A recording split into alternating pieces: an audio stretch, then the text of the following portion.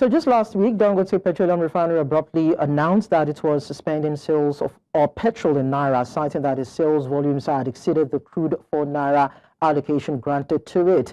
A few hours back, or should I say some days back, it did announce that or confirm a report that some of its workers had been laid off that had to do with a labor dispute that has, of course, emanated between it and PENGASSAN, who is actually a union that works in Nigeria's oil and gas value chain. Now, this is causing a lot of commotion as to why this has to happen, because it would definitely show that people would be losing their jobs. And PENGASSAN, in reaction, has come out to say that it would start industrial action, which, of course, as we understand, has commenced already. This will cause a colossal revenue loss. People might just be, of course, having to pay more in terms of having to access petrol, and there's some other attending issues that this will escalate into. So I'm joined by AbdulMajeed Amussah, founder and CEO, Dare Communications, and of course, Dara Lanley, who is the managing associate at Denton's Arcus Law. Thank you so much for joining us on this particular conversation. Yeah. Okay. So quickly, let me start with AbdulMajeed, because we're actually short in time now.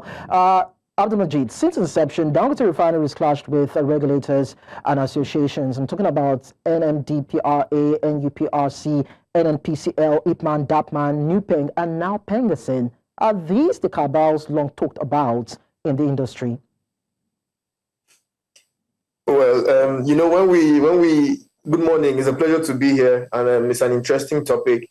Institutions and unions that, you know, that historically have been there, you know, in quotes, protecting the workers and, you know, and collecting rents in the sector, you know, but there are entrenched interest networks in the Nigeria's oil value chain, and everybody knows this, you know, but calling them a single cabal kind of makes it too easy to explain, because it's more complex than that. And one should use languages that distinguishes vested interest groups from coordinated criminality, because this is just, it's less of a secret cabal and more of coalition of powerful entrenched interests, you know, and a new commercial giant trying to rewrite the way the business is done in the downstream. It's about an ecosystem approach that is coming to change the way things are done before.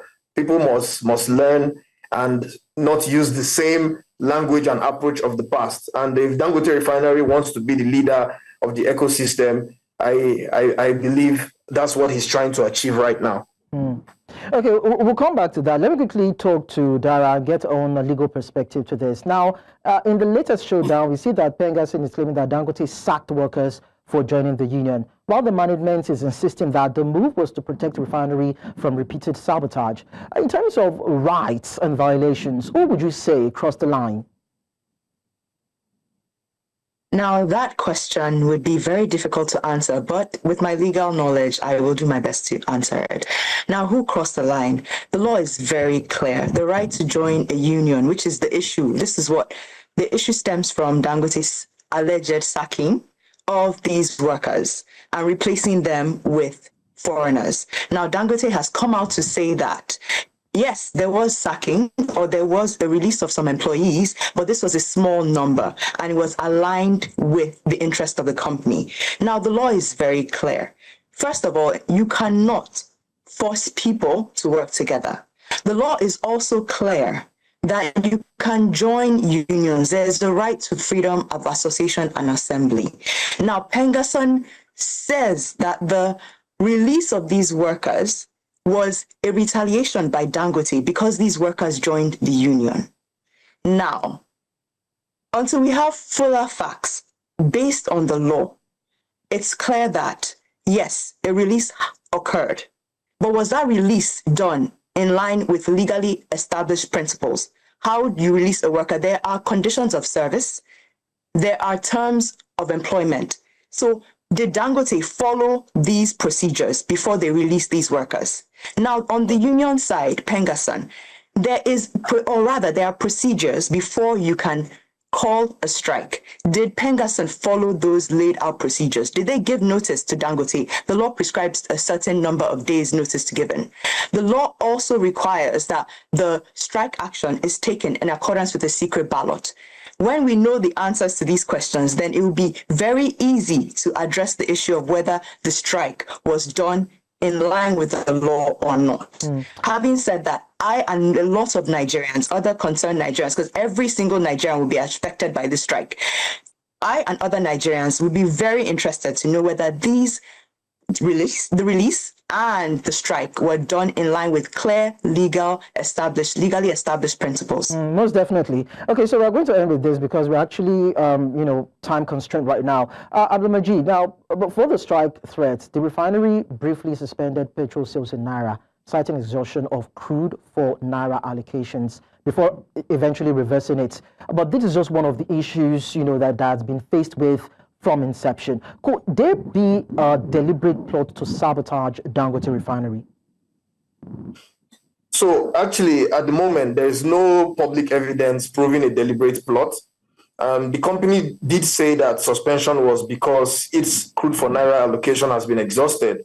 So the action triggered alarm and was also reversed after the government and high-level committees intervened. The timing definitely is politically charged, but a deliberate sabotage claim would need proof of some kind. So it looks politically explosive, but so far it's a commercially justified halt that became a flashpoint, not a proven sabotage. The timing is not right, definitely, but it can be justified from their own point of view. But it does have a political angle to it. I think it's just one of those negotiation tactics he's using to get some kind of preferred outcome. So if you say there's a political angle to it, I think this is a conversation we need to possibly continue tomorrow. Hopefully we're able to get the both of you to shed more light on these issues.